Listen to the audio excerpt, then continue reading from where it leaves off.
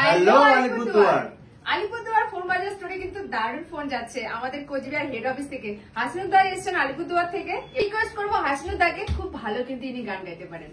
ভিতর কান্দে সখী আমার তোমার লাগি, দেখলাম না আর কত কাল রাখবা তোমার মন বিভাগী, বুঝলাম না তোমার মনের মনি কোথায়, দেও না আমায় একটু ঠাই, মন আর মানে না।